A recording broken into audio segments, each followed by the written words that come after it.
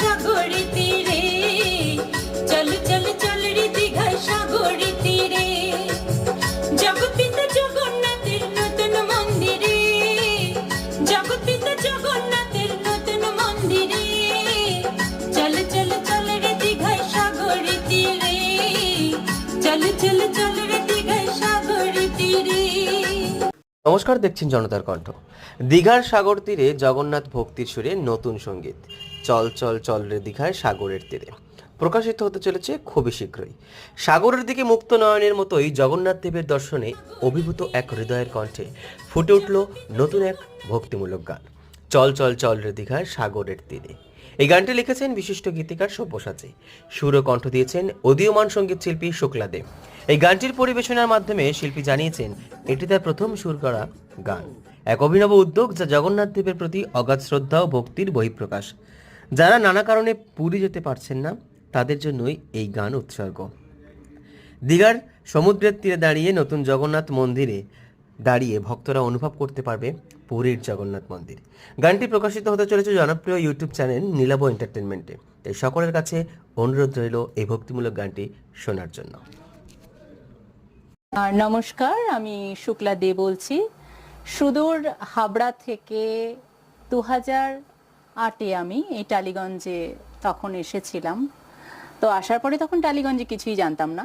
তো সেখান থেকে এসে প্রথম পিজি থেকে এসে স্ট্রাগল করতে করতে করতে করতে গান গাইতে গাইতে বিভিন্ন, কখনো সরকারি প্রোগ্রাম, কখনো যেগুলো আমাদের প্রাইভেট প্রোগ্রামগুলো, সমস্ত জায়গায় আমি গান গেয়েছি।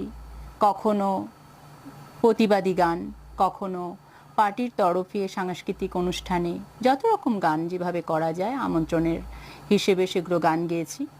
তো গান যাওয়ার পরে তারপর দেখছি দিল্লি চলো অ্যালবাম 2014-তে, তখন ভীষণভাবে মানুষের সেটা একটা জনসাড়া পেয়েছিলাম।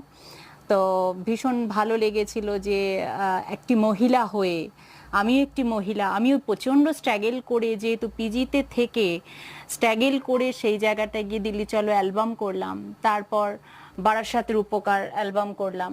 তো করার পরে জনগণের সেই সাড়াটা পেলাম। তো পাওয়ার পরে বেশ ভালো ছিলাম। বেশ থাকতে থাকতে আস্তে আস্তে একটা ছোট্ট এক কামরা ফ্ল্যাট কিনলাম।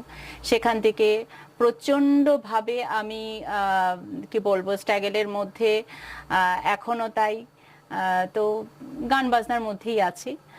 কখনো অ্যাক্টিংও করেছি। অ্যাক্টিং করার পরে ছোট ছোট গান গাওয়া প্লাস তার সাথে অ্যাক্টিং, কখনো ডাবিং। মানে আমার লাইফে কখনো 5 মিনিট আমি সময় দিইনি। তো 5 মিনিটটাই আমার কাছ থেকে তখন 5 বছরের বেশি, এটা আমার কাছে মনে হয়। তো এইভাবে করতে করতে তখন ছোট বাচ্চা মায়ের কাছে রেখে দিয়ে কিন্তু আমার স্ট্রাগল লাইফ শুরু 2012 থেকে। তো এইভাবে আসা যাওয়া করতে করতে আমার এখানে পরিচিত বাড়তে বাড়তে, যেটাও গানের জগতে পরিচিত বাড়তে বাড়তে এভাবেই চলছে।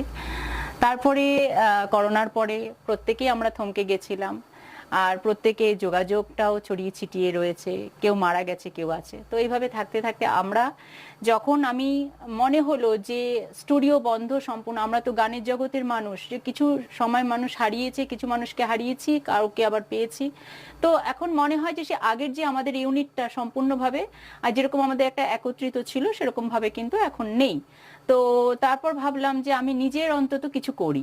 তখন আমি ইউটিউব চ্যানেল নীলাভা এন্টারটেনমেন্ট, শিবের নাম ধরে আমি NILABHA, তখন এই নীলাভা এন্টারটেনমেন্ট, তখন সেটা আমি ইউটিউব চ্যানেল শুরু করলাম শিবের নাম ধরে।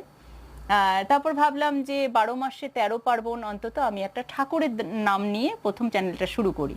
করতে করতে তারপর নীলাকাশের চাঁদ, আজকে এই গানটি জনপ্রিয় হয়ে উঠেছে।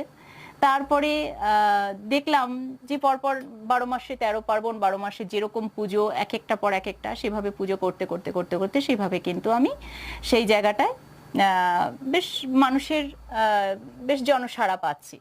তো এখানে দেখলাম অদ্ভুতভাবে, জানি না, আজকে এই জগন্নাথ মন্দির, আমাদের দীঘায় জগন্নাথ মন্দিরে শ্রদ্ধেয় মাননীয় মুখ্যমন্ত্রী তার একটি নারী হয়ে আর আমিও একটি নারী, সেই জায়গাটা ভাবনা চিন্তা করে সে এত সুন্দরভাবে জগন্নাথ মন্দিরে আজকে তিনি যেইভাবে একটা জগন্নাথ মন্দিরের উপস্থাপনা করলেন, তার সাথে সাথে আজকে আমরা ভীষণভাবে মুগ্ধ, শুধু তাই না আনন্দিত।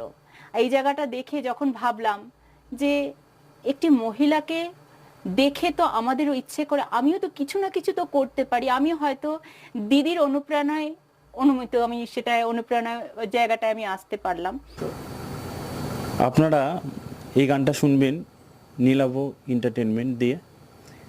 আমি হলো মিউজিক দিয়েছি, শুক্লাদি খুব ভালো গিয়েছে গানটি। আর এই প্রথমবার হলো শুক্লাদি হলো সুর দিয়েছে এই গানটি। আপনারা শুনে দেখবেন, খুব ভালো লাগবে আশা করি।